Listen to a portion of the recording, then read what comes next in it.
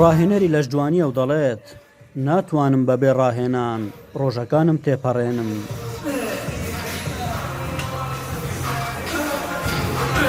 نیان ڕەشاد تەمەنی 27 ساڵە، لە توانایدا هەیە تا کێشی 150 کیلۆیی بەرز بکاتەوە.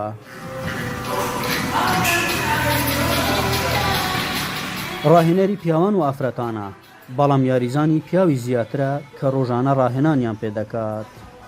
زۆر یاریزانی پیاوم هەیە، ئەمن هەم خەڵکی خۆمان هەم بیانی بە خۆشحاڵی و سەردان دەکەن. بیانیەکان زۆر خۆشحاڵن لەوەی کە دەبینن لە هەولێر و کچێکی ئەوها کوتلەی ماسوولکەی موکەتەوە و جەستەولاری ڕێک کە لەگەڵم بەردەوام من یاریزانم هەیە چەند ساڵ لەگەڵم بەردەوامە بە خۆشحاڵی و کە دەبینی کەت لە کوردستانیش لەو شوێنەکەی خۆیەوە هاتێ لێرە شەمان شت دەبینیتن، ئەوانە ئەمن بەرەو پێش دەچێت و ئاویش پێی خۆشحاڵ دەبیتن و پیاوانیش مرتاحن لە بەرەوەی کە دەبین ئەمن وەزنی زۆر دەڕۆم و با بڵێن تەشجیع دەبن ئەوانەش لەگەڵ من.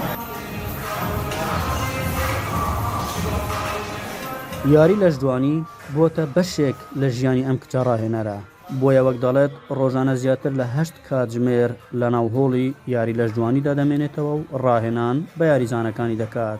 لە چاو ڕاهێنانە پیاوەکان لە زۆر ڕاهێنەرە پیاویش باشترە مامۆستامیان یەکە لە مامۆستایانە سەرکەوتوەکان ئەو تەڵەبوانەی هەیتی ئۆبزان زیاتریش تەڵەبەی پیاویە، ئەو ژێکە لە سەبەبی مەکان کە ئافرەتیش لە قاعەکانی ڕاضی لە وڵەکانی لەشجوانی هەبی چونکە هەم پیاوی لێ و هەم ئافرەتیشی لێ. بەشداری لە چەندین پاڵەوانێتی هەرێمی کوردستاندا کردووە و دەڵێت خەونی من ئەوەیە کە بەشداری لە پاڵەوانێتی جیهانیەکاندا بکەم تا بتوانم تواناکانی خۆم پێشانی هەموو لایەک بدەم. بەشداری سێ بتوڵم کردووە، پلە یەکەم دو یەکەم جار کرۆسفیت کە لەولێر کراوە، پلە یەکەمم بەدەستینە، دواتر هێزی لە شخانی ماوەش پلە یەکەم بەدەستینە.